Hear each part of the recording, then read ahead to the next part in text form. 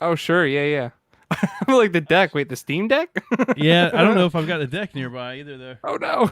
Yeah, that's what I was looking for. Let's see if I can come up with something real quick.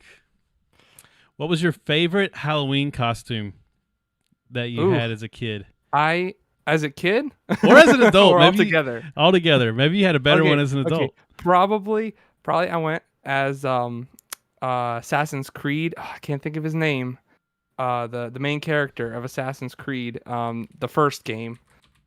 I I'm went looking it as up because him. I don't know. Altier or something like that. It's something weird. I feel like. I'll look it up and then I can also show the costume. That's the Yeah, only actually, Assassin's Creed I played was the first I one. have I have my I bought the gauntlet with the hidden sword or hidden knife in it. Here, hold on. I got it right here. Oh man, close by. Oh yeah, the little like gauntlet knife dagger And look, thing. it actually retracts. And when you hit the button, Wow. That is serious business right there.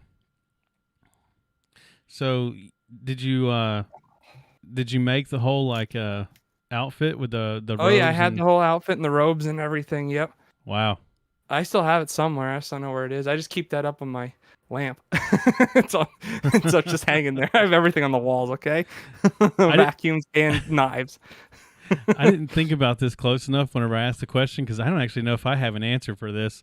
I uh I did the like so I grew up in like a extremely religious household. I had this weird duality where like my dad and my mom, my dad lived in Augusta, my mom lived here. And so I would spend if the Halloween landed on my dad's weekend, then I got to do like legit Halloween. Like we went out and trick or treated and all that stuff. But if it landed on my mom's weekend, then I had to do like some corny like church version of Halloween. And I Trunk remember or treat. yeah, that's what they That's do what they called now. it. Yeah, they do that now. Back then it was just like a fall festival or something. Okay, I got you. I And got you. I remember there was a few cases where I actually dressed up as Bible characters, which is like the goofiest thing that you could do. Um, Just got Moses walking around with the tablets.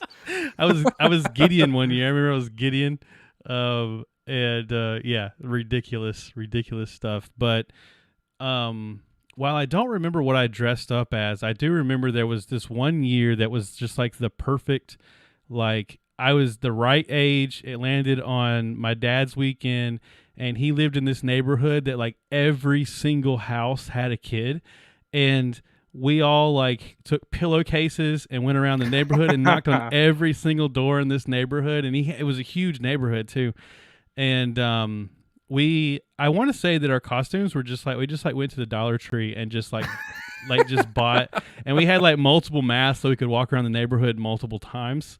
Oh But yeah, yep. but the thing was, it's like anybody we in our mind we were like, oh, we've got to get different masks that way they won't know we're the same Right. kids. Yeah. But like in reality, like nobody knew, and if they did know, they wouldn't have cared. They would have just gave us No. candy. By But the we time you got back to the first house, they didn't yeah. remember you. So Right. We just thought we were doing something cool though. We were getting away with something. oh yeah, I always used to do that. We used to go to the rich community by where I lived, and we would. Yeah. Oh my gosh, you get the big candy bars. Oh man. Yeah, that's the way. So like Halloween here is like I don't know if it's this way everywhere or if it's just like in Anderson it's changed, but like Halloween is like not like it was when I was a kid. Like everybody does the trunk or treats, so that's a big thing here. Right. And everybody has like these sort of magnet neighborhoods. Like they're like our neighborhood is like dead. Like literally no kids went around this year, and last year we went around with my son and we were the only people that went around the neighborhood. And most Yeah. people, we knock on their door, and they're just like, "Oh crap! Here's some toilet paper. I got some toothpaste. You know, like extra COVID toilet paper. yeah. Oh man. Here's a COVID test. Um, no, they won't give that away. That's like gold. This is gold. So yeah, like it's just not the same. But there Yeah, are it still really hasn't been. Like, I don't even have kids yet, and I notice as we're going around that yeah. time of year, I don't see any. There's nobody out. I remember whenever I was a kid, even like driving around like Oh yeah. Anderson. My mom worked at the mall, And I just remember it was like a carnival. I mean, it was just like Yep. everybody Yep. was dressed up. Like hundreds of kids all over the place. Just Yeah. I have no idea what happened. I mean, I understand COVID and that, but even before COVID, like Yeah. 2015, 16, 17, like what? I have no idea what happened. Yeah, no, it's definitely not COVID related. Like No. it was even before that, because there's a house. So we just recently moved to this neighborhood, and there's a house like 2 or 3 houses down from us, and they went all out. I mean, they had stuff like they had like a maze in their yard. I knew a guy like that. Yep. They stood out in front with candy, and when we came by this year, this year we ended up not being able to trick or treat in our neighborhood because we took our son somewhere else, and then he fell asleep on the way back. And we went to that house, was the only house we went to, because they just put in so much effort. Right. But they told us, they were like, this year and last year, you're the only kid that showed up. Like, I feel so bad they put so much effort into it. I don't know how you spark that back up. Like, I feel like I should start like a neighborhood like club or something. I don't know. You got to get people behind it. That's the whole thing. Yeah, I know. This is I hate Facebook, which, by the way, we made a Facebook for Crowbar Kernel Panic. I hate Facebook, but this is like when I think the like neighborhood Facebook community like might actually do some good. But yeah, it's only the yuppie neighborhoods that have those though. Like no one has. There's not one in my. There's not one in my neighborhood. You know. It's just a bunch of passive aggressive crap. Like, oh yeah, that gnome in your yard. Yeah, I really don't like that. Yeah. Yeah, like really passive aggressive. We will get the gaming, I promise. Hello and welcome to Crowbar Kernel Panic, the podcast at the intersection of Linux and gaming and Halloween. And this episode, we are live streaming to YouTube and to Facebook. We made a Facebook for Crowbar Kernel Panic. We swore we would never do it. They said this will never happen. A Linux gaming podcast should never be on. Oh, excuse me, should never be on Meta. Right, Meta. Sorry. Yeah. I'm not sure. I think Facebook is still Facebook, but Facebook is a part of Meta now. It's like they're trying to be Google and Alphabet. Basically. But we did it. Meanwhile, they're losing billions of dollars, but that we'll just swipe that under the rug. It came to be because I wanted to make an Instagram, and I felt like I thought you had to have a Facebook in order to have an Instagram, but I actually don't think that's true. So I don't know. Might as well keep it. I'll post videos to it, and you should definitely, if you're into Facebook, I'm not going to tell anybody they should definitely. But if you're already on Facebook, you might as well. That's what we'll say. Not a definitely, but a might as well. Yep. There we go. You might as well look up Crowbar Kernel Panic on Facebook and then like that thing. But I will be posting some stuff on the Instagram. So the Instagram is CKP Pod, Crowbar Kernel Panic. I think you can look it up either way because I love that. That's awesome. Yeah, CKP Pod. And I'm going to be posting some cool. Yeah, that's the thing is I don't know what I'm going to get. I feel like I could do Instagram because you basically just post pictures.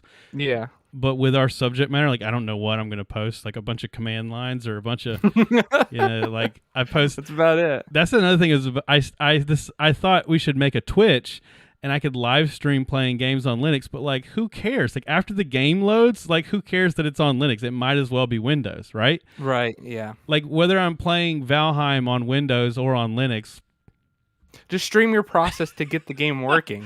That was another idea. We've talked about that before, but like I don't know. I feel like it would be boring, but maybe not. So Twitch is next. All right, let's look at all the YouTube videos out there. There's a lot of boring crap out there. Yeah, that's more true. Boring than we would be, I think. That's true. That's true. So Twitch is next, guys. You can always join us over on Discord. We have a Discord link in the show notes that goes to the Mintcasts Discord, and we hang out in the Linux gaming section. You can also send us an email, crowbarkernelpanic@pm.me. Yeah, I haven't got one in a long time, so. Yeah, dude. Proton mail is like, I feel like I never get junk mail, but I feel like I never get any email. Yeah, I know. Send us some junk mail. Someone send us an email saying you're a Nigerian prince. Yeah, come on. I need something. Yeah, I don't even get that in my junk mail. Yeah, I know. So we've got a lot of news items this week, but I think there's some good ones in here that I'm hoping we can kind of prop up some discussion on. And then I have like a very like minimal behind the scenes, like what I've been doing this week. Um, so yeah, you want to get in the news first? Yeah. Um, so the first thing I got in the list here is this is a pretty interesting item. I love whenever they do this, but Mm-hmm. Steam is doing one of these like virtual festivals that they do. So they're Yep. doing the Next Fest. This is going on from they don't have the dates on their page here, but I looked it up. It's going on from the 21st to the 28th. So essentially a week from yesterday. And what this is it's a celebration of upcoming games. But they have all of these different games for all the different platforms, and they have demos. So you can just install a demo and play it. And I did this last year, and it actually gave us some like really cool topics for the show. I think they didn't do it at this time last year, so it wasn't exactly a year ago. But Right. I feel like one of our first episodes they did this, and I actually like our first episode content I think was demos that I was playing through this festival last year. I'm pretty sure it was. It was Yeah. either the first or the second one. Yeah, maybe it was the second one, but the games are all like they're mostly Windows, but we can sort. I wonder if we can sort by. Yeah, you can sort it. Yeah, I did figure out how to do that. I don't remember, but I did look at this. I actually was going to add this to the show notes, but I saw you had it, so I'm like, that's great. I like it actually for the Windows games though, because what I think is cool about this is that you can take a game that you're not sure if it was going to work on Linux using Proton. Oh yeah, that is a good example. Yeah, and you just run the Yeah. demo and see if the demo works. Right. I did yeah, that's right. Last year I did I'm going to pull up Steam while we're talking about this. Last year I did Graven in Right. the Right. demo. Yeah. And the demo worked great, and so that's why I felt comfortable buying it whenever it came out. And it ran. Oddly enough, it was a little different in the demo because so much time had passed from the demo to the actual release that they had changed some things. But it still worked relatively well. Here's one, Core Keeper. That's one that's going to be Linux native. It looks like it's like a top down Yeah, there's RPG kind of thing. there's a lot of RPG and or not RPG, but top down stuff in this. Like I didn't see a lot of like first person stuff like that. It's mostly third person. So they have 110 that are available. I finally figured out how to filter on it. They have 110 that are available on Linux. I was looking at this Iron Oath earlier today. It's like a turn-based tactical RPG. It's going to be Linux native install. Oaken looks like a similar kind of thing. So yeah, if you want to try out some games that were intended for Windows, but you want to try it out on Proton, or if you just want to try out some Linux native games, that's a cool way to do it. So you got 1 week, people. You got 1 week. Ooh, a Linux native fishing simulator. Yes. Hey, What I've been waiting for. I would say that any bad day playing a Linux native fishing simulator is better than any good day at the office. That's what I always say. Oh man. So I'm still waiting on my Steam Deck purchase. I still have not got the email. We'll check right now. I still have not gotten the email to my knowledge, and we're getting like really close. I think it might have even been around the 22nd. They were saying they were going to start those shipping announcements.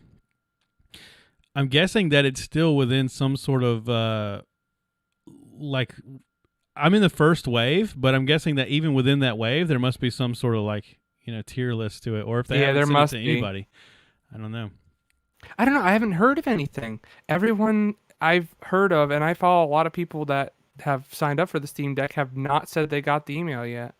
Yeah. And there's a lot of ticked off Linux YouTubers that didn't get the Steam Deck for review. Oh, really? They were like salty about that. Well, because like all the top ranking YouTube guys are like Linus Tech Tips, and, Yeah. Gamers Nexus and all that. So They all got it, but all these little Linux guys didn't get anything. That's how the world works.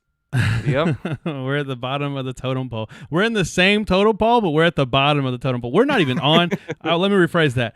Crowbar Kernel Panic's not even on that totem pole, but the more influential Linux shows out there, they're on the same totem pole, but they're at the very bottom. All right, guys. Yeah. We're like groveling at the feet of the totem pole of the Linux at the bottom. we're just begging to be on that thing. So, in Steam Deck related news, though, Valve is testing native Linux games to decide if the native version runs better than Proton. So this is going to be part of their Steam Deck compatibility site that they're building, where they're gonna, whenever you have the Steam Deck, you can find out if a game is gonna run for you on the Steam Deck. And I linked several articles in the show notes. We're not going to look at each one of these, but the gist of all of these articles is that they're literally like playing these games like manpower, like they're not using some sort of AI or algorithm or something. They're actually, a human is playing these games in both Linux native, and then they're playing it on Proton and looking for differences and deciding which one is more compatible. Yeah. No, seriously, I'm glad they're doing this, because I kind of was thinking I was a little crazy that I was getting such like different performance with Proton versus Linux native, and now that they announced this, I'm like, so I wasn't so crazy. No, I know it's and this is even with an AMD system, not Nvidia. So I thought maybe Nvidia was the problem, but I guess not. Oh yeah, that's true. I wonder what games. I don't know if any of these articles actually specify any specific ones. I didn't see anything. I know that we've pointed out before that Torchlight 2, the Proton version runs better than the Linux version. Right. And there's a few other games like that too. Like and I think the reason why is because sometimes these games are like I feel like sometimes these games are like coincidentally compatible with Linux, but that wasn't like their target. Like if they built it in Unity or Unreal, then it's like I think using certain libraries, it's just easy enough to make it compatible. Right. Like for like Valheim, for instance, that's in Unity, and it plays on both Linux and Windows, but Windows definitely gets better frame rates no matter what. Wow. And that's both using Vulkan. Yeah. Yeah. So even now, are you saying Windows versus Linux? Are you saying Proton versus native, or are you saying like actually on Windows? No, I'm just saying like the native Linux versus the native Windows, both running Vulkan. You still get like 20 to 30 more frames per second on Linux or on Windows than you do Linux.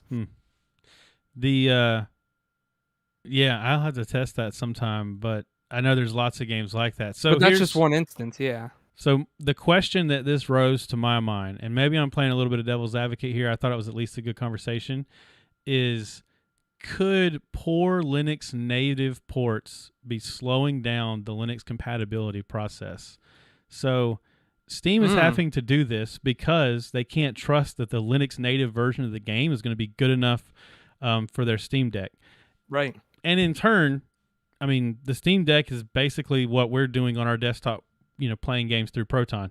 So in situations where you've got a game that runs poorly native, but yet runs fairly well under Proton, like how, I mean, I just how much time are they spending to get this working? Right. I got to imagine that like they could be putting these people to better use somewhere else. Like, this takes some amount of resources to have to do this.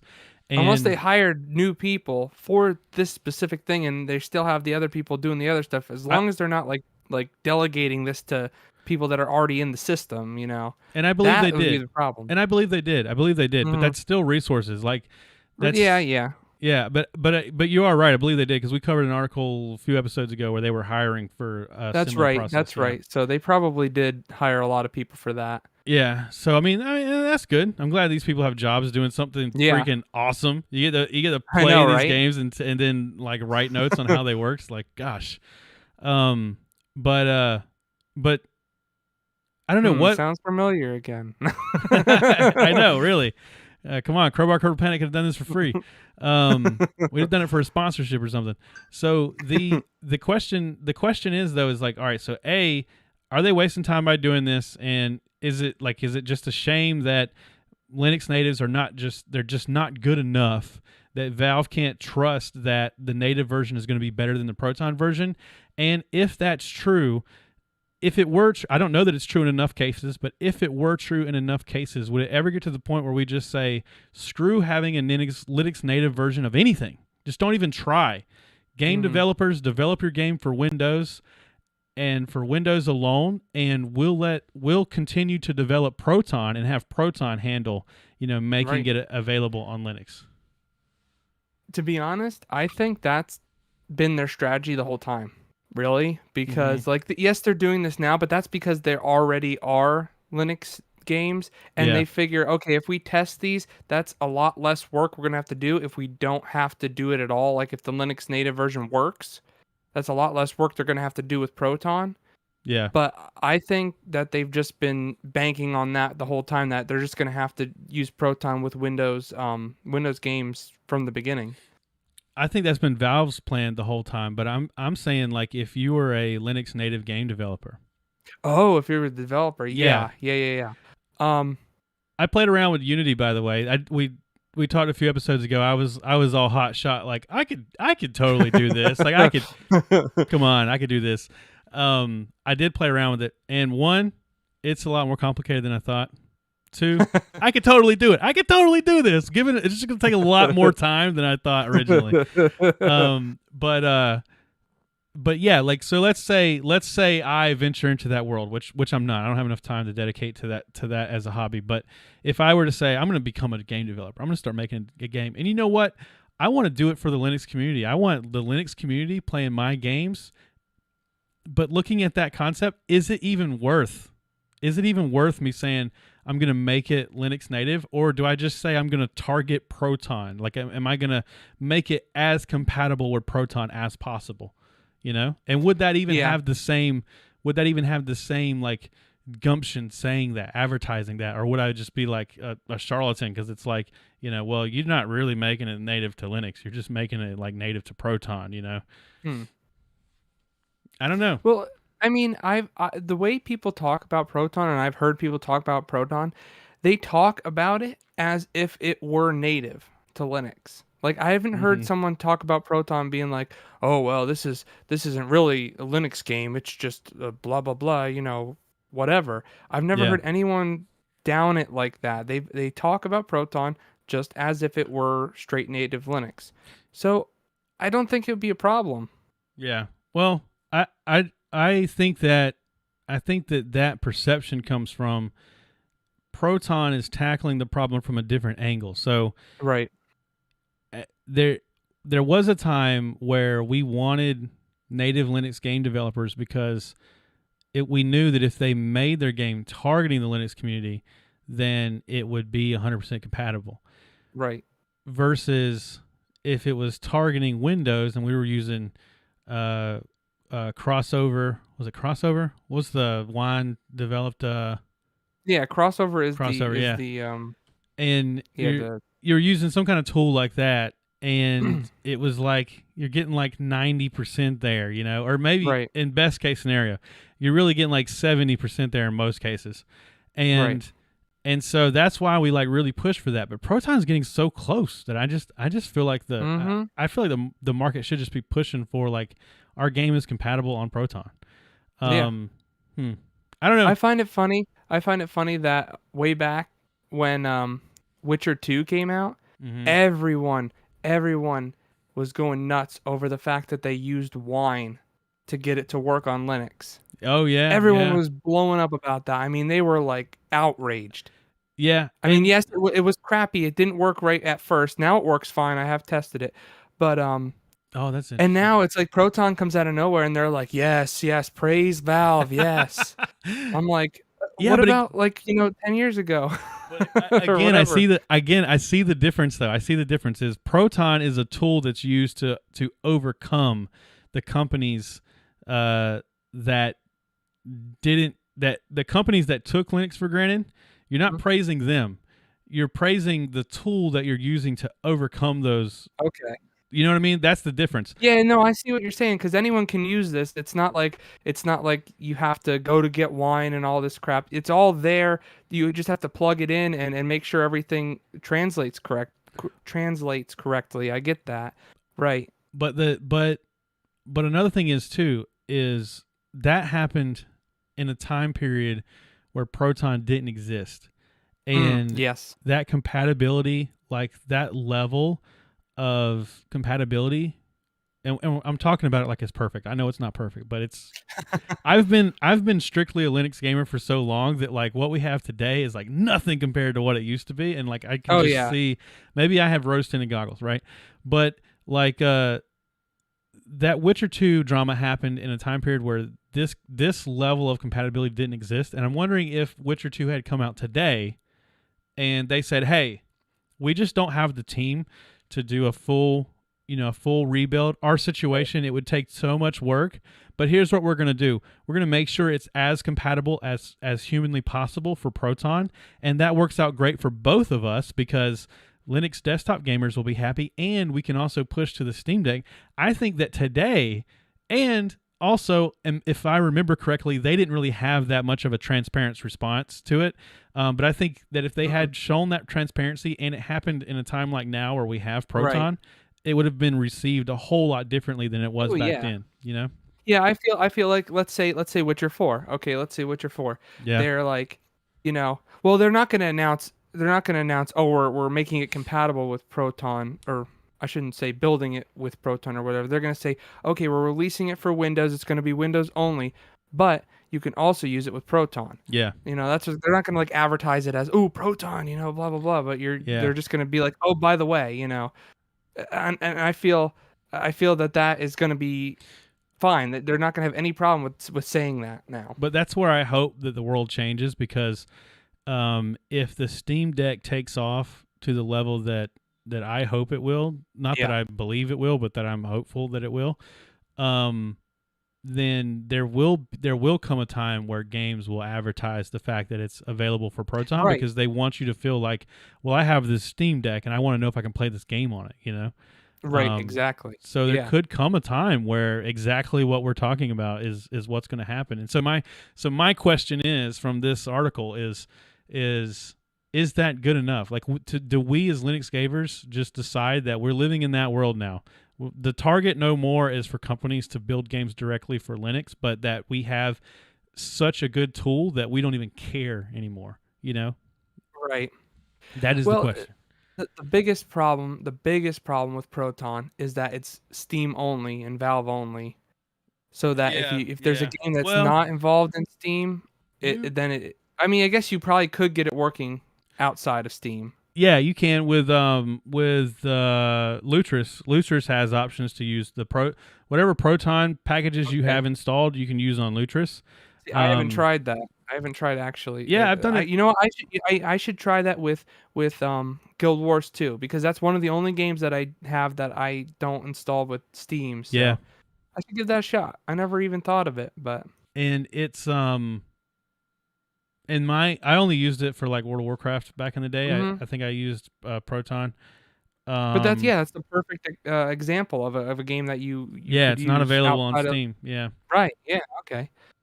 Okay. Well, that gives me a little more hope. I didn't think about it that way. I should have thought about it. And I mean, with how Valve is, I'm so invested, especially it's just because of this podcast and everything. I'm so invested now in Valve that like I like me hardly too. Oh, ever use Lutris except for Magic the Gathering Arena and the rare cases yeah. where I'm playing World of Warcraft. That's like the only times I ever need Right. Lutris. Everything else I Exactly. got in Steam. Guild Um, Wars 2. That's literally the only game I don't play on Steam. Yeah, I feel like And I don't know it's. if that's well, it's not because of it's really not because of Linux for me. It's Hmm. I had only Steam for a long time with Windows before I even used Linux. So it has nothing to do with Linux for me. I'm guessing that my installation of Guild Wars 2 back whenever I played it was probably through Steam. So even that, yeah, I've played everything through Steam. Um, I actually wish that I didn't use. I actually wish I didn't use Steam so much because um, I use it just because it's so easy. But I think it Right. would help us in talking about other games more because I feel like people that listen to the podcast may not necessarily only use Steam the way that we do. So I should start. Trying out other installations through Lutris. Right. But Yeah, I agree there. I just my I just don't I can't think of a game that I really would need anything other than Steam for, other than Guild Wars 2. Like I'm trying to think of a game I want to play that I don't have on Steam or can't get on Steam. well, But you're honestly, saying get it outside of Steam even if it's on Steam just to try it out. yeah, because the thing Okay. is, and see that's Like the thing. GOG or something. Yeah, I actually did pick up a game on GOG, but I haven't tried it yet. But Okay. but that's another thing too is just because I only play games on Linux, I basically only shop on Steam because I know that it has Proton. You know, Right. like Yeah. to me, like it's always a gamble because you could buy something and it just literally doesn't work. But most of the time Proton will work, or I can return the game. So I'm just not willing to buy it other places. But I would try. The only time I do is if it's like not available, like in the case of Magic the Gathering Arena. Right. Um. So how are you feeling about GPU prices? Oh man, I've heard so many people talk like, oh, it's coming back. Yeah. And then I hear Linus Tech Tips be like, Oh yeah, the no. prices are never gonna go back to the same. They're just never gonna they got Yeah. too high on the hog on this one and they're just never gonna go back to where they Huh. were. They're gonna come down, but they're Yeah. just not gonna go back to, like $300 for a Yeah. 3060 or whatever.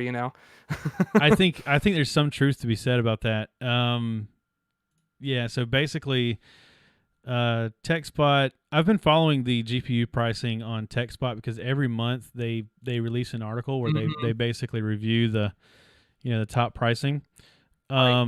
And there's also a really good video I watched just before we went on the podcast so that I could kind of just talk about it more appropriately. And it was really good. I can't remember who made it, or so I'll just link it in the show notes. But I can't remember who it was to give him credit Mhm, right now. mhm. But essentially, it seems like the prices are going down specifically on eBay. Okay. My guess is that it's from crypto miners selling Mhm. off their GPUs Yep. I because it's totally becoming agree with that. just so less. It's just so unprofitable right now Yep. to try to mine. And Yep. so the real question is, will this continue to drop just as Linus suggested? Or is this just a temporary bubble? Because I don't believe crypto is going to be dropping forever. I think it's just No. because of the recent talks of regulation and everything that's going on around it. Mhm, mhm. And I'm not giving any, my There's plenty opinions on there's plenty of crypto. different cryptocurrencies out there that you can still mine with GPUs. Oh yeah, for sure, for sure. Um, but like I'm not speculating on whether crypto is good or bad. I'm just like No, no, no. just it right now. The people that were invested in it seem to be divesting. Right, I don't know how to right. use. I don't know uninvesting. Whatever. We understand. and so there's a lot of cheap GPUs right now. Now it seems like the pricing on like retailers like Newegg and Amazon and stuff Mhm. they have not dropped, No. or maybe just a little bit, but not by a lot. But Not like enough to notice. yeah, but eBay pricing has like significantly dropped, especially on Nvidia Even for cards. used? Yes. Yeah. Hmm. Which there's the real question. Do you buy an Nvidia card that you know came from or was very likely came from a crypto miner? If you get a good deal on it, I would have to get a yes. mad deal. I would have to get I'd have such a good deal. have to get a pretty good deal. I know right now, like a good deal is like $600, but That would be an but amazing deal for some of these cards. yeah, but like if it was yeah, if there was a card, like let's say if there was a 3060 for or a 6800 XT for 300, I wish, for $600.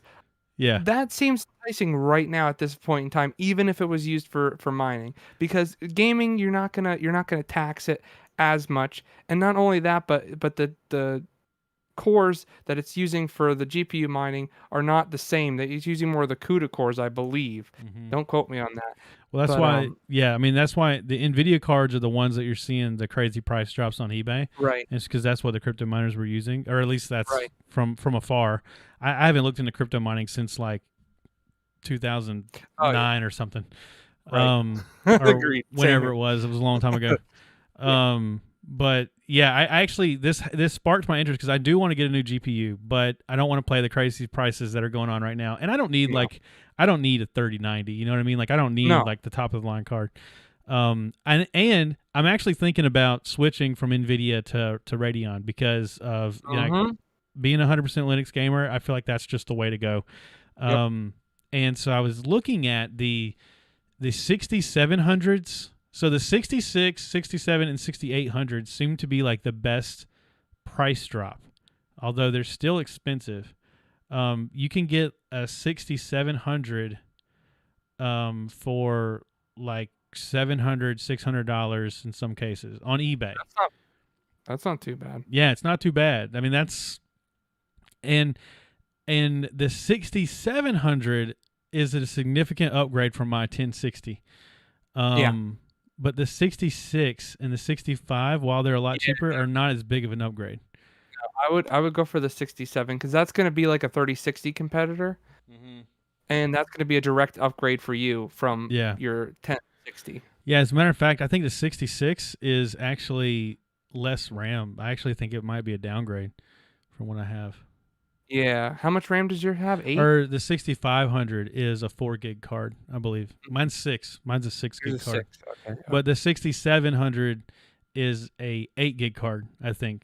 And so it is an upgrade Okay. for me. Yeah. Yeah. Yeah. And right now, we're still early enough in the bubble that I might could even sell my 1060. Ooh, yeah, that's a good idea. Yeah, Mm-hmm. sell it, and after I buy this one to recoup some of the Yeah, money. just like get like put it up there for like $100 less than the rest of the people, and it'll go Yeah, immediately. but the Radeon cards are not as cheap on eBay. They're not seeing as big of a price drop, but the Huh. retailers seem to be valuing them less. So I don't know. I don't know how long it's going to be before the retailers start lowering their prices. And I think Linus is right in the fact that, like, whenever you have something like this, like in the housing market or in gas prices or anything, like there is a certain amount of like okay, there was some artificial inflation of the price, but then the retailers saw that they could sell it for that much. Like Mhm. like people are willing to pay for it at that price. And so Right. why would they ever drop? Like why would they Right. ever they're going to They all charge what they they're all think you'll kind of pay ar for it.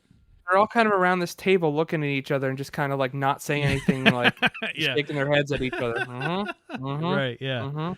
Exactly. Like I'm just talking about everyone, like Walmart, Newegg, all of them are around this table. And they're Yeah. just like, we're none of us are dropping the prices. Although, man, I mean, that I think that there's still a supply demand thing because Oh, there still is. I'm not discounting yeah. that at all. But Yeah. once we start to hear that the supply or the supply is coming back Yeah. and the prices don't drop, that's when we get worried. Yeah.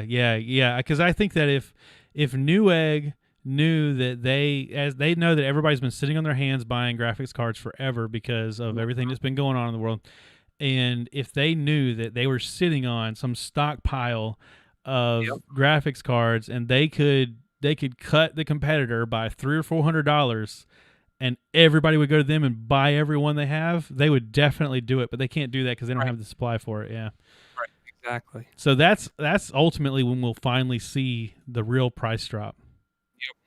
But it I love this picture that they have on TechSpot where like most of these graphics cards are like ancient.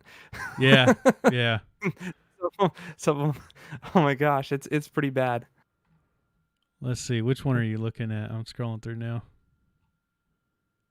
It's the picture. No, I'm talking about the main picture that they have. Oh, my bad. I got you. Yeah. The headline, whatever you want to call it.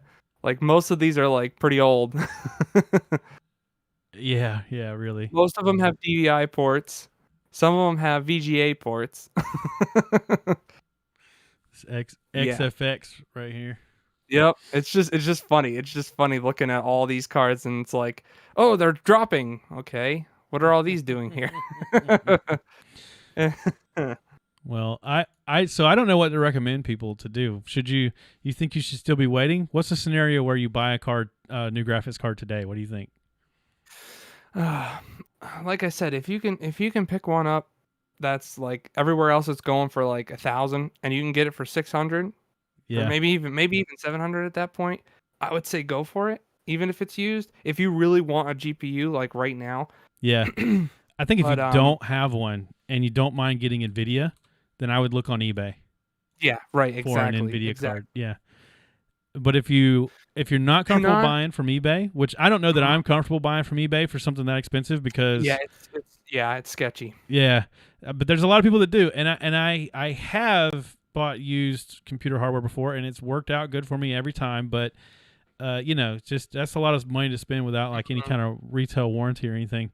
Um, but if you're comfortable doing that, then and you're comfortable going with Nvidia, now might be the time to start looking. Yeah. Well, I was just gonna say, do not buy the low end card, even if it's like $200 less, and you're just looking at the money aspect. Unless you just need a graphics card, and if you're trying to game on this thing, don't cheap out because I did when before this whole thing happened in 2019. I cheaped out because I wanted to. I forget. I wanted another part, and I wanted to save a couple $100 to get another part upgrade. If I wouldn't have done that, I would have like a 2060 right now and I'd be fine in my desktop. I wouldn't have had to buy this powerful of a Yeah, laptop or anything like that. but you So, but you yeah. didn't know. You know what I mean? Like No, I you had didn't no know, way but of I'm just knowing. saying now after knowing, I can't Yeah, recommend anyone get a low end card right now, like a 3060, a 6700 XT and up, I would say, because you might not be getting anything. Who knows how long you'll be able to get something. So, just don't cheap out unless you absolutely have to have one for just general purpose computing. yeah. I'm gonna look at a new graphics card and new CPU, but I'm gonna take my time doing it because I kind of want to see what the market does. If it looks like it's gonna stay this way or go up again, then I need to go ahead and do it. Mhm. Or if it looks like it's going to continue, the supply chain problem continues to get better, then I'll wait it out for a little bit longer. It's so It crazy. has to. Why are GPU purchasers like we're like stock exchange, like we're like day traders for graphics cards now? Yeah, You know, like basically.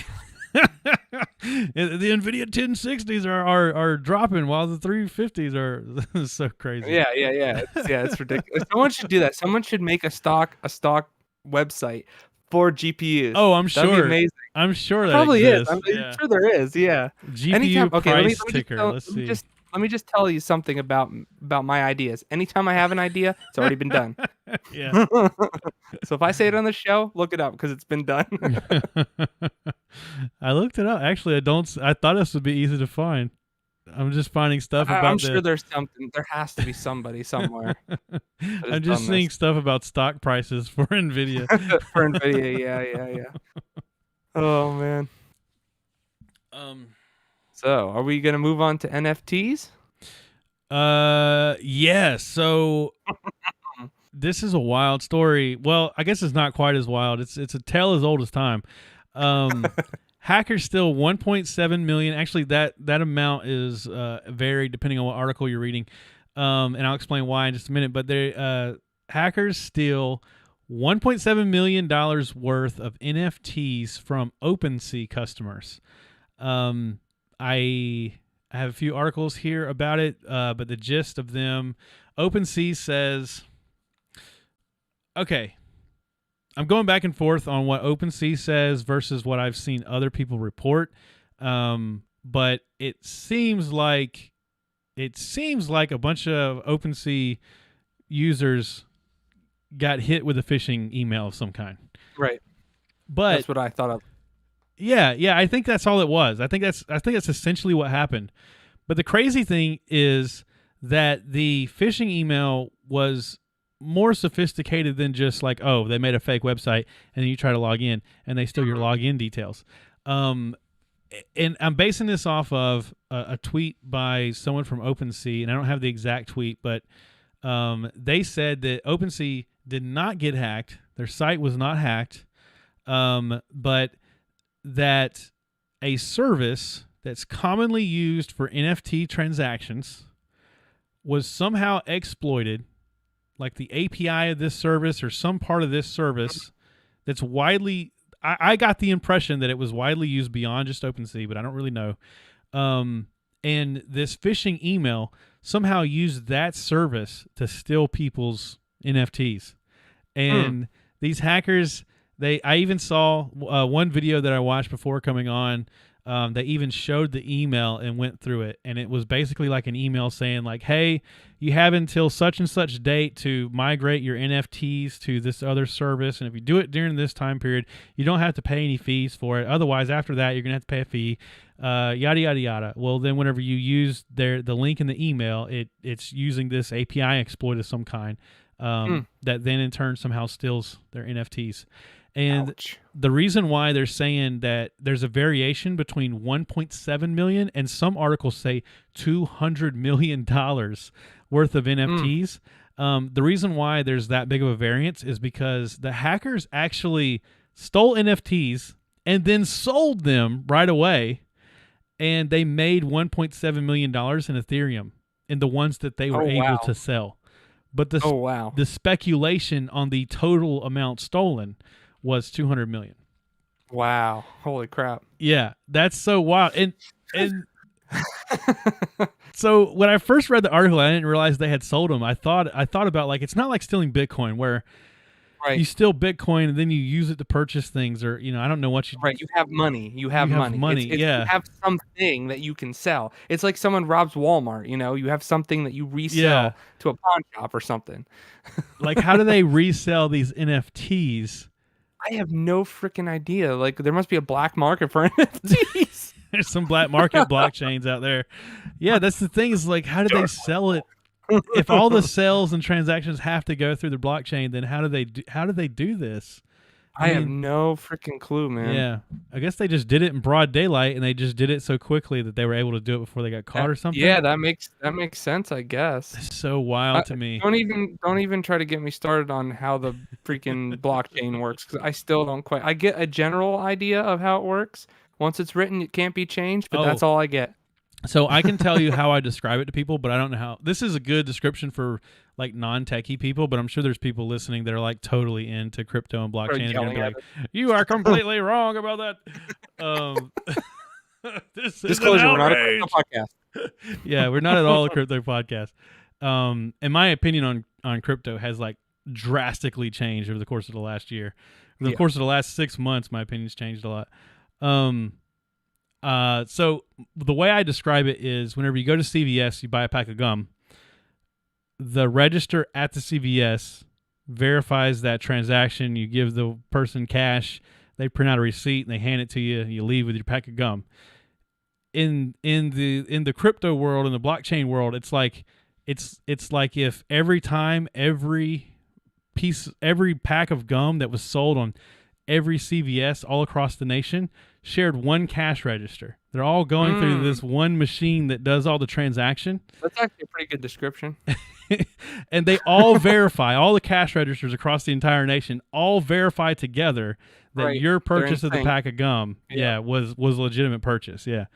And that's the way I describe it. And well, that makes sense. And that makes more sense than what I thought of it at first. But yeah, what you said is true too, because all the cash registers are kind of voting for okay, yeah, I think this is a good transaction. Yeah, right. It's more in depth than what you said, but that is how it works. Yeah. And so that's what, I don't know if you've ever heard of 51% attack, but that's like, back whenever I was into crypto, that was something else that I was looking into. That's if you control 51% of the cash registers at CVS, then you control enough to change the votes for for whether that's a good purchase or not. But so anyway, this led me down a whole road of looking at NFTs. I'd been hearing all about the NFT thing, but I really hadn't looked into it. I actually kind of defended it a lot. Like whenever I would talk to people that would just talk about how like it was total bunk, I would be like, I get like, because I understand buying something virtually. Like I don't need something physical Right. to understand that it is a product. Mm-hmm. So I'm just on the live stream here. I'm just scrolling through OpenSea a little bit. I hope this is okay. Hope no one's gonna like be upset that I showed their angry ape or something. So like I get that concept, like that you spend money and you're buying this digital thing. I'm totally on board with that aspect of it. I also even see it as art. I don't think that something has to be physical to be art. I mean, obviously we know about digital art. I think that buying digital art through this method could be something really cool.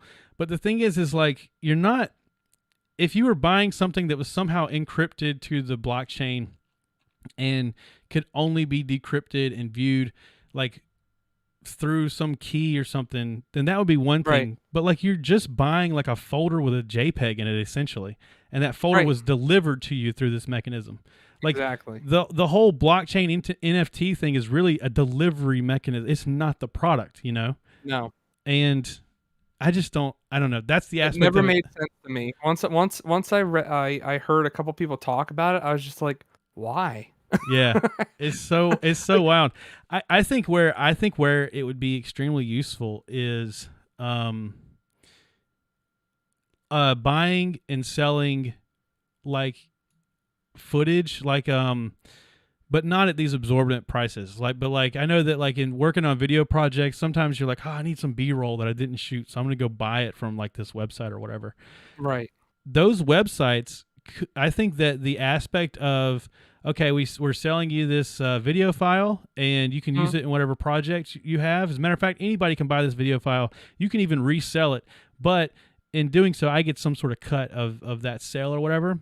Right, something ties back to them. Yeah, and then there's the money. It's not just like, I got this cool thing. Like it's something that you're using this video file for a certain project or something. Like I could see that being a legitimate purpose, but this whole like FOMO, like, you got to invest in the apes, but they're going to blow up and you got to hold on to it and resell it and all that stuff. That's just silly, man. It's just silly. Yeah, I totally agree. But like, dude, so I looked through some of these Bored Ape Yacht Club, and I won't even say some. Most of these cost more than my house. Yeah. Yeah.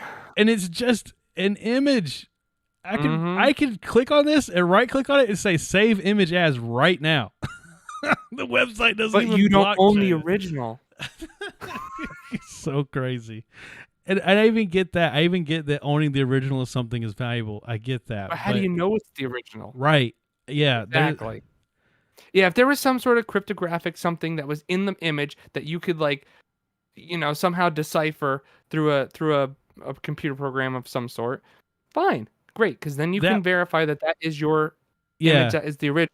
And that would have some value to me. It wouldn't have $253,651 worth of value. No digital thing has that much value. Right, yeah. No, it would have some value to me. But it would be about as much, I would even say maybe even less. Yeah, it would be less value than whenever I purchase a new mount in Elder Scrolls Online. $5. Yeah. I'll say $5. Yeah, I'd buy this ape for $4.99. $4.99. Yeah, and then you can like use it forever, like on Discord or whatever, and you're like the only one that has it. Fine, that would be great. Right. Oh, it's so absurd, man. But the absurdity is what attracts people to it. So even us just making fun of it is like, we're contributing to this whole thing. But anyway, so don't buy NFT. And if you do buy NFTs, don't follow suspicious links and suspicious emails, or you might be out $1.7 million. So Master Chief's face. Ugh. I don't even want to talk about this one. Got me salty already. Paramount Plus has a new series. They just released a teaser trailer for, and it's the new Halo series. And I'm excited about. Yeah, I actually wasn't excited until I watched the trailer, which is what a trailer is supposed to do, right? But I thought it was like CGI. I didn't know it was like actual, like it's real. Yeah, like all the other ones were CGI. All the other movies or Yeah, whatever, they were all yeah. CGI. I thought it was Yeah. just another one of those. No, it looks pretty good, man. Like, Mhm. and I'm not into Halo the way you are. I've only ever played Halo The the original. combat one. I've Right. I've never played any of the storyline of any of the Halo, even the first one. Right. And so I don't even know the story of Halo, but it was revealed that this was in some interview or something. It was revealed that they're going to be revealing Master Chief's face in the Oh. new series. Why? Just ugh. Can't you like do some Luke Skywalker thing from The Mandalorian and just kind of like blur it out? Like there's no face. He never had a face. Yeah. Like, I feel like they should do something like that because to me the reason why it's similar to like the old Doom games and part of the reason why they were and even like Gordon Freeman, like we all know what Gordon Freeman looks like because of the box art and stuff, but in the game right. they never like you were first person the entire game. Uh-huh. I feel like that's part of the appeal of Master Chief is like it could be any person under the helmet. Yeah. Don't make it real. Don't reveal it. Like okay, so I always come back with this to The Mandalorian, and when he took off his helmet for the first time, I was so disappointed. I didn't want to look up the actor or anything like that because I didn't want to reveal who he was. And I thought that was gonna because it was like this is the way. Have you removed your helmet? No, I didn't. Blah blah blah. I was like, oh yes, good. Like we're not gonna see his face. It'll be a faceless person. This will be great. Then he took off his helmet, and I was like, no, no. Now I know who you are. You're not some mysterious like bounty Yeah. hunter. Yeah. I Yeah, no, I don't want them to do this. I really, really don't. Yeah, I kind of don't either, but I think that they're weighing the. All right, so here's what you have to weigh: is they're obviously judging by the look and feel of the trailer. They're going for this like, oh, we want this to feel real. We want this to feel like it's set in like a real world, and like, Right. we want people that aren't fans of the game to buy into this. That's the thing right there. Yeah, Yep. and so. Yep. And that's because, and trust me, I'm a comic book fan, so I've been dealing with this I've been dealing with this for Ever. a long time, right? They already know that they've got your money, Josh. Like they already know that you're gonna watch this. They're trying to win over everybody Not else. gonna watch it. Out of protest, are you not gonna watch it? Yes, I will. I have no choice. I don't even have Paramount Plus, and now I'm gonna get it. Yeah, Once this I have comes it for Star Trek, so I already have it. I even keep it because I never cancel it. I basically only have it for Star Trek, which is like 6 months out of the year at tops, and then I just never cancel it. So I have it year round. That's what So they're hoping on. See, what I do is I buy a prepaid card, and I just kind of like throw that yeah, on there for the time period that I want to watch the show, and then yeah, that's it. yeah. But I just they do like different levels. So like you can buy the cheapest level, and you can buy the cheapest level, and then you have advertisements, or you can buy the more Ugh, expensive. no, I just have the cheapest level, so I I can't. deal I with the can't. advertisements. I can't. No more. Even from the more expensive level, you would still get more from it than buying an NFT for $200,000. I know, right? You get more from cable at $200 a month. But so they're going to reveal the face. So I think that was the trade-off is they had to decide, well, can we really make a serious show that non-Halo fans are going to buy into if this guy's wearing a helmet for the entire show? Like, okay, so I gotta know. Is everyone like me and like doesn't want to see him, or has everyone like really wanted to see his face this whole time and have been like asking for this? I don't Like, know, man. maybe I'm the only one. I would actually like to know that if anybody can let us know, like in the comments or something. I don't know because I am of two minds of it. One, I'm curious, and I think as somebody watching the show that's not a huge fan of the game, I think I would want to see the main character's face. But on the other hand, being tangentially close to the game because I have always been around this community, I feel like I understand why we'd never see his face. Right. And so I would be okay with that too. But I don't think I'm a good example of I think you need to hear from the people that are mega fans, and I think you need to hear from the people that like are completely disconnected. So Yeah, I don't know that I'm the person to answer that question, but yeah, I know who I it don't is. know. I already know who it is. It's the second picture on the article. It's him. Oh, really? Can you imagine though? They just throw it in here. Oh yeah, the guy. Yeah, yeah. This guy. That would be hilarious if that's the guy. Yeah, this is Master Chief. um, yeah. I wonder who it's gonna be. Have they done any casting call or anything so that you can see who the actor that's playing him is? No. Usually, they're probably gonna keep it hush hush until they release it. Yeah, I would hope so. Yeah, at least I don't want to know until. Yeah. Yeah, well, that's like I said with Mandalorian. I just didn't look up anything because I didn't want to see who it was Yeah. and like judge him off of that, even though it's not the real person. Yeah. Man, my wife and I'll have to watch. We'll have to watch the show together since we met at a Halo tournament. Oh yeah, yeah, it'd be like reminiscing. Yeah. Neither I one of remember when I us. killed that grunt. Neither. Neither one of us were into Halo. We just happened to be at that place. That's funny. Yeah. So I'm interested in it. I wasn't interested in it until this article. So hey, there you go. They were just trying to get people to talk about it. It's what if it turned out to be some kind of like what if it turned out to be some kind of like gotcha, like, you know, every time I take my helmet off, this bright glowing light appears and no one can see my face, you know, like. Oh, that'd be great. I'd love that. That'd be amazing. I don't know how they'd work that in, but that'd be amazing. They go the whole show Or like Anna where pops they out of nowhere, like blocks his face. turns out he's they actually could do this. It turns out he has some like horrible scar or something. Like he's got some. That would be. So he always covers it, even whenever he's not wearing the uniform. So He's like walking around with just the helmet on. I don't think that's gonna happen. But like, I read the books and everything, and Yeah. I don't remember. It's been a while, and I don't remember if they describe him at all. So like, even to that aspect, I don't remember. I'll have to reread the book before. Oh, that's before, interesting. Yeah. If in the books they didn't realize that this was going to be a thing one day, so like some authors like describing his chiseled chin and beard and everything. Oh man. So Nobara Project.org. I can't wait to show off this website. Deborah, what? So Nobara, I guess that's right. Nobara. I don't know how you say it. Nobara. This is a project by the one true Proton. Glorious Eggroll is working on I guess you would call this a flavor of Fedora. That is going to be like it is. Well, let me read his paragraph at the top up here. So, what is Nobara Project?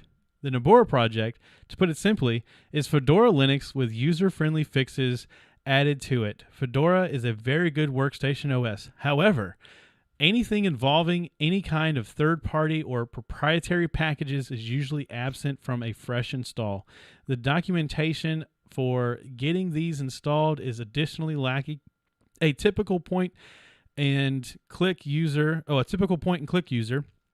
would have no clue how to get a lot of things working beyond the basic browser and Office documents that come with the OS. Some of the important things that are missing from it, especially with regards to gaming, include wine dependencies, OBS Studio, third-party codec packages such as those for GStreamer, third-party drivers such as NVIDIA drivers, and even small package fixes here and there.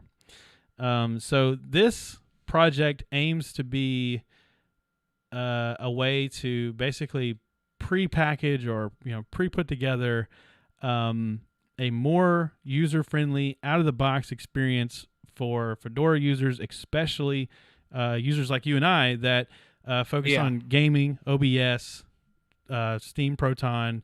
I imagine that it's going to be heavily tailored towards the Proton Glorious Eggroll. Yep. And he must have been working on this for a really long time Mhm. because Behind the obviously scenes. obviously he made this website in 1998.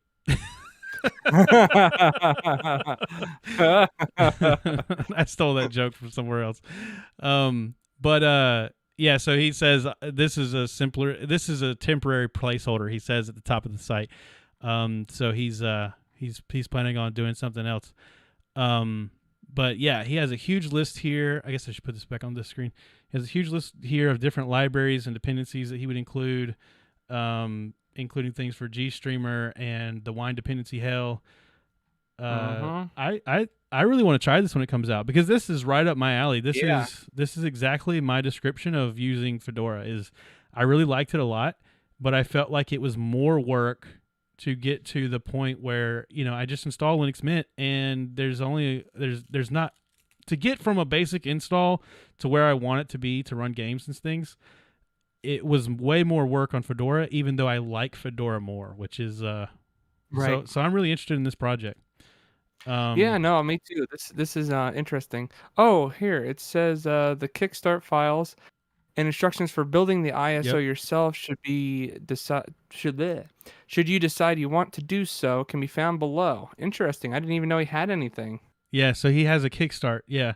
Hmm. Which I haven't used a Hmm. Kickstart file since my old job, but that basically it'll install Fedora and then these additional steps to get it to this point, which is really cool in itself. But I think the Nobara project, I don't know if I would like to get Glorious Eggroll on all. I would like to get Glorious Eggroll on to Yeah. talk to him about this project, but I don't know if the end. And I'm sure he says it somewhere in this article, but I don't know if the end result is going to be a Kickstarter or not a Kickstarter as in Kickstarter, but a Kickstart file, or if it's going to be a full Fedora workstation ISO. Let's see. Currently, only one ISO exists. Main default Fedora. Anyway, yeah, I would like to reach out to him. I've always wanted to talk to him anyway, just because of the of the Proton package that I don't everybody know what uses. the he has two ISO links here. Yeah. I don't know what they are. They're pretty big. They're 3.63 gigabytes. So, I don't know. So the Nobara Workstation 35 ISO Mhm. is Nobara Workstation 35 with GNOME. So it's basically the default GNOME Right. 30, the default Fedora 35. But with his additional Kickstart applications installed after. Oh, okay. So what happens is, we used to use Kickstart files with, I forget the name of this. It was like pre-Ansible. So like if you had like a cluster of a bunch of servers, and before Ansible existed, you would use this application. God, I can't remember the name, but it would basically be like you would give it an ISO and then a Kickstart file, and it would use your ISO to install whatever OS it was, and Mm. then it would do everything in the Kickstart file, which might be like setting the time and then setting the repositories, and then it would Oh, go I through and see. do all those steps, I and see. it would do this like in cases where you had like 100 machines. Right. You wouldn't want to. You're just going to do the same thing on all of them. You would just use this application. XCat was the name of it, I think. But now most people use some version of XCat and Ansible or something. Or honestly, most places are just virtualized now. Yeah. So I'm guessing that this is a similar thing where it's going to install Fedora, but then kick off his extra steps to make it. Interesting. I am completely guessing at that, but yeah, it's a pretty interesting project. I think I'll try to reach out to him and see. That's another reason I made an Instagram, is because I could find his personal Instagram where I couldn't find any other way to email him or anything. Yeah, I know. He's really like he's hard to find. Well, he's got I think there is a Discord. There's a Discord, but I feel like I don't want to join the Discord and like talk to everybody. Like I just want to send an email to Glorious well, Eggroll. if you join the Discord, can't you message him separately? Yeah, I think so, but then it feels creepy. Okay. I'll tell you what's less creepy is if I just talk about it on a podcast and then never send the guy. Yeah. Yeah. That's got to be more creepy. So I should just send the guy an email already, or a DM already. So that was it. We ran through the news. This was like a whole episode of news, which we Yeah, but haven't it was done good. in a long time. I also had in the show notes that I was going to talk about installing Resident Evil 0 and Resident Evil Remastered. I'm thinking I'm actually just going to make that a separate video. Okay. Because I want to do some more testing. So just stay tuned for that. I'm going to do a separate video that's all about installing Resident Evil 0 and Resident Evil Remastered. Anything after those two follows a different process. Actually, Proton will just handle anything after that. The reason why these two are particularly bad is because of the cutscene at the beginning of the game. You need to have Windows Media Player 11 installed. Yeah. Don't get me started on that crap. And I know why this has got to be part of the video instructions that I do, is because I know why you were having so much trouble that I did not have on Arch, because on this recently installed Linux Mint, I had the same problem you did. And what the problem was the version of Wine Tricks that you get from the repository versus what you get from just directly installing it from their Git. And so I think that's the problem, because I had to uninstall that one and like not just uninstall it, but like completely remove everything related to it, and then install the version on their Git, and then I didn't get the error anymore. And I think it has to do with whenever you try to install the Windows Media Player 11, it also wants to install like some kind of weird service pack. Well, it's a Windows application, so it's probably a service pack that installs it, or a KB that installs it. And the checksum for the KB didn't match what Wine Tricks thought it should be, and so it kept failing. But then when I installed the newest version of Wine Tricks, it had the correct checksum between those two things. So anyway, it'll be a separate video. Too much to talk about right now. But I think this was a good one. Anything else you want to say before we get out, Josh? I don't think so. I think I'm pretty good, other than all my Valheim playing, but that'll be in the next show. Okay. Yeah. We should do it. I don't mind doing it earlier. I know you got school though, but we can try to do it. We can try to do it sooner. We'll work it out off the air. Yeah, we can figure that out. All right. Well, thanks for listening. Thanks for tuning in. We had someone in the chat say Vun.rent, and it's a random character's first and last name, I believe. I think you're a fake person. I don't think you're a real person, but thanks for leaving a comment, and we'll see you next week. Yep. See ya.